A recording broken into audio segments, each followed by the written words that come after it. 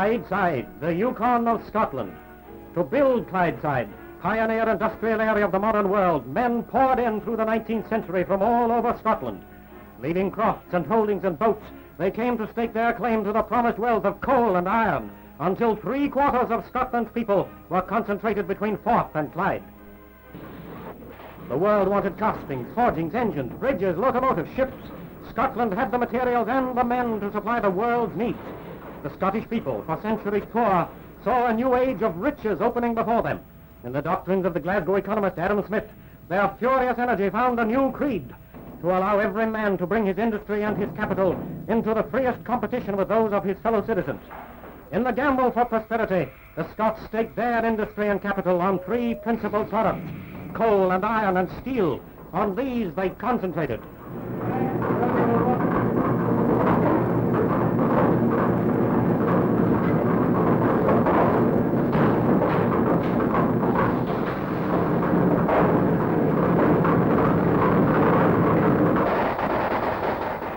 In these yards, at the height of Clydeside's prosperity, were built the Aquitania, the Lusitania, and 1/5 of all the ships that sailed the 7 seas. With their eyes fixed on foreign markets, her bankers and financiers invested her millions in costly machinery. The world came to Scotland to buy. To every country she dispatched the products of her craftsmen's skill.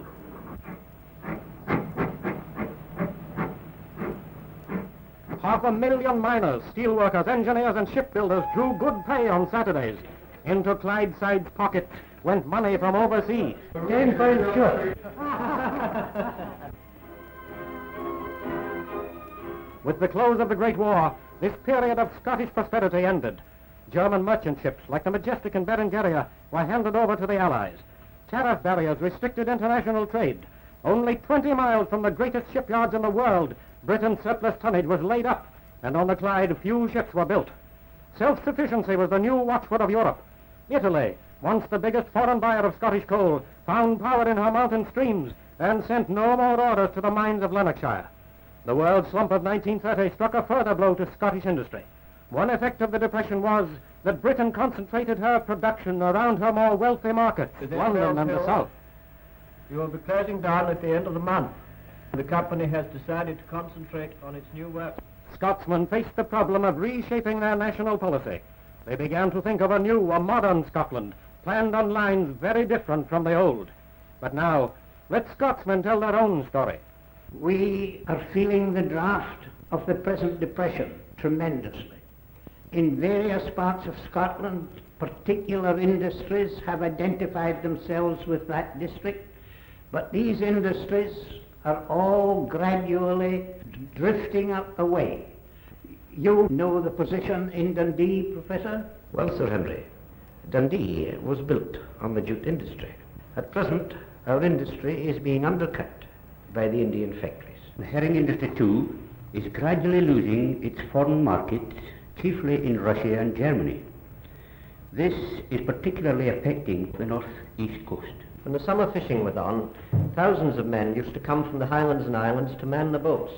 But now, with the herring trade so much reduced, they've had to try to live by their crafts alone, and they simply can't do it. And so, to meet Scotland's need, came the Scottish Development Council, set up by the Convention of Local Government Bodies. Their first step in reorganizing the nation's trade was to promote new industries, more in line with modern demands. At North Hillington, between Glasgow and Renfrew, lay a 320-acre site with road, rail and sea communication to every quarter. On this site, the council planned new industries for Scotland.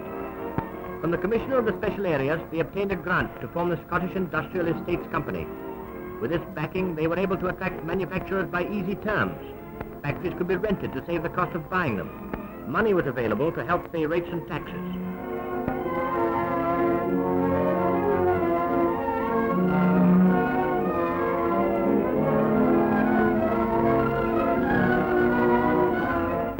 With a campaign of publicity, Scotland drew the attention of English and overseas industrialists to our new planned industries.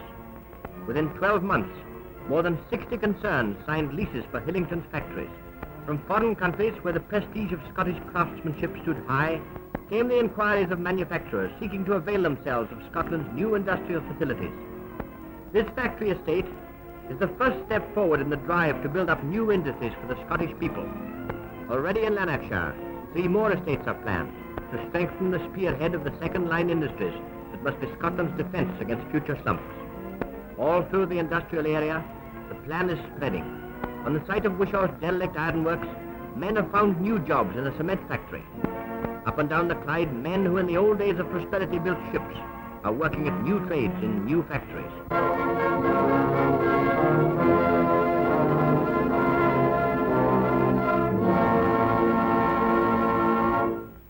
Not only the industrial belt, but the whole of Scotland is to play its part in the new economic plan. Over Beattock Summit into Scotland come new trains linking Glasgow and the London markets, bringing buyers from the south in 6.5 hours. Out from Stirling, the gateway to the north, new roads have been driven through Killiecrankie to Inverness, over the Dee to Aberdeen, bringing the Highland capitals into closer contact with the industrial nerve centres. Even between the crags of Glencoe, where the Campbells massacred the MacDonalds, a marvel of modern road building has opened up a new way to the lochs and islands of the west. Over the barriers of mountain and sea to the Hebrides, where bonny Prince Charlie lay in hiding, aeroplanes now fly from Glasgow in under 2 hours. In 4 years, 15,000 islanders have taken to the air to get about their business between the islands. Journeys of 30 miles, which took a man from his croft for 3 days and could only be undertaken in fair weather, are now made in a few minutes.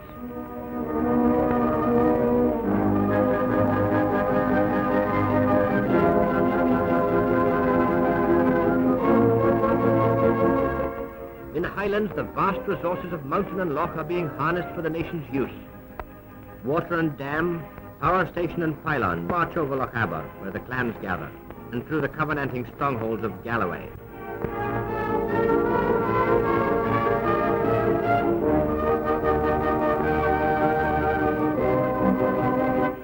And so to the Highlands, drained of their men and their resources in the rush to heavy industry, are coming new means of livelihood.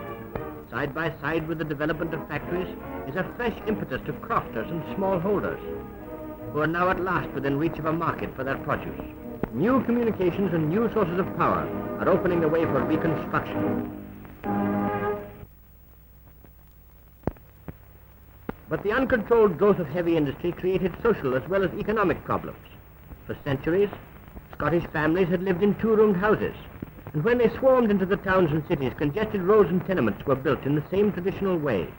In 1919, 2.5 million Scots, half the total population, were living in overcrowded conditions. In the Scottish Department of Health, housing expert G.H. Henderson surveys Scotland's attack upon our outdated dwellings.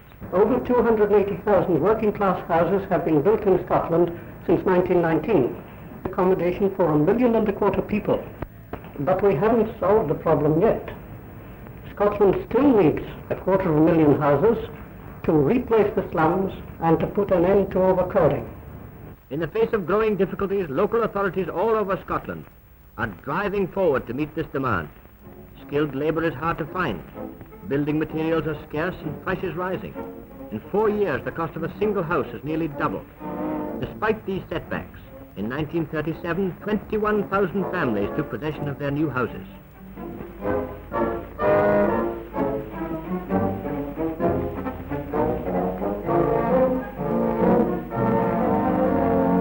If that's the extent of the problem, we must do more than build new houses.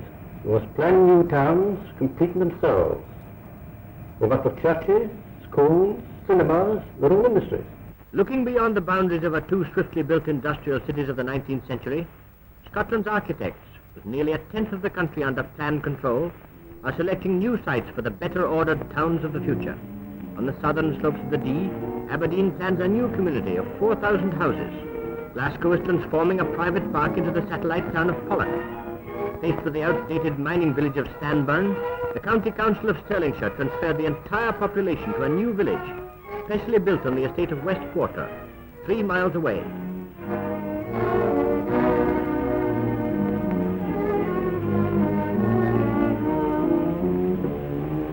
Typical are these new towns of the efforts of local authorities all across Scotland to transform the industry-scarred landscape. Today, even the refuse from the pits is being used to level parks and playgrounds for a people who for a century have thought only of work.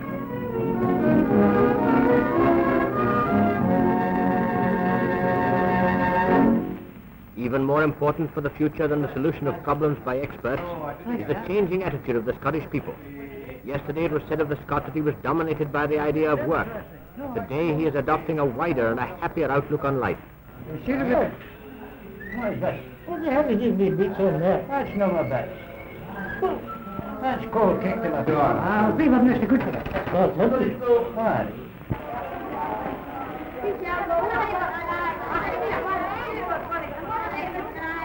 He is asking for better and better amenities.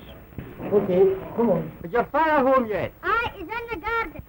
He is renewing interests for which the onrush of industry left no time. Hello, Charlie.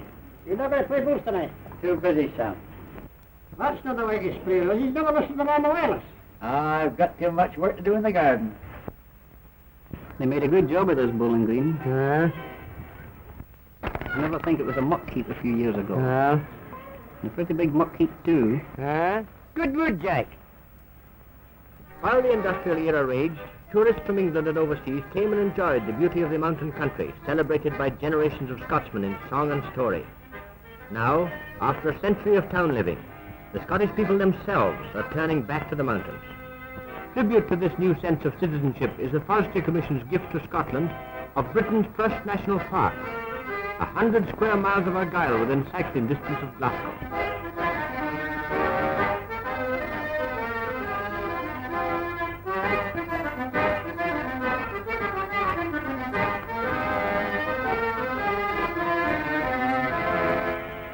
Today, the heavy industries are busy again. The shipyards of Clyde are full. But working methods have changed. New machinery is replacing manpower. Today, the displaced craftsmen are discussing the future, asking that the reserve industries, the backbone of the new economic plan, be hastened on. Well, what are you going to do about it? You're going to stand here day after day doing nothing. What else can we do? The shop's all double shifted, but it's all machinery, no men. The queer thing anyhow, a wee electric switch doing the work of 3 men. It's my work. Brad's work and Tom's work. Well, if they don't find us our old jobs, they'll have to find us new ones, that's all. New jobs and new factories. Scotland is determined to place her industry on a securer footing, but she is determined also to get a better balance between work and leisure. The company has agreed to give us that strip beside the bank to make a football pitch. That's if we level it ourselves, but what a bloody hope. Yes, that's all right. But when a man's sweating all day in a steelwork, they don't expect him to go out and navy at night. Well, suppose we've got a workman to subscribe £2 per week. That's over 1,000 men. That's nearly 500 in a year. So we could pay a contractor to do the job then. But will the men agree to the £2 a week? Oh, aye. We'll make them agree. In every community that emerges from Scotland's reconstruction, a new spirit is making itself heard.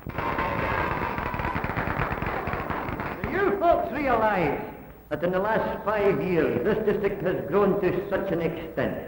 The population is approximately now 30,000, and they haven't even a playing field for the kiddies. Why not write to the town council about it and see about that community centre they promised us some time ago? No use writing to the town council. Let us appoint a deputation now to go to the town council and pester the life out of them until we see the playing fields and the community centre they promised us being built.